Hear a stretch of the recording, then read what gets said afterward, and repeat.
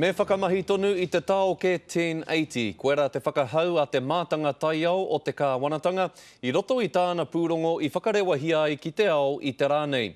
Kua a te titiro ia ki ngā kaupapa rui taoke ki ngā ngahere urutapu o Aotearoa, me tāna tautoko I ngā mahi kei te mahia.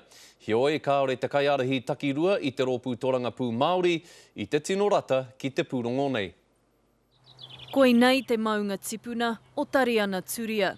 Te take e whawhai nei ia ki te kāwanatanga. These places are part of our toto, they're part of who we are. Ko ia te kai arataki takirua o te Pāti Māori, engari e hara tēnei I te take tō rangapū Noiho. It has been personal for me. I mean, these are places that we revere. This is our maunga tapu.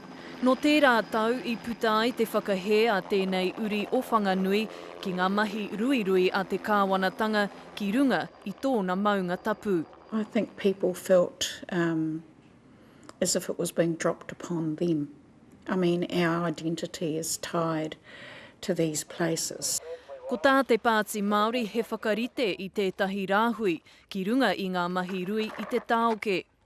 Engari kaore te pūrongo a te toi hau taiao o te whare pāremata I te whakai. Hei tāna me te minita taiao a Kate Wilkinson, kai te whai hua āna mahi kohuru I te kiore me te paihama. Well, I'm sad that we go and bring these, things into the country and then suddenly decide so many years down the track how bad it's been for us. Kua waihanga tia he pire whakahe e te māngai mo te taitonga, Hioi no te mea e tautoko ana a Ngāhinara Mireipa I te pūrongo taiao, e kore rawa ia e puta ki te ao mārama.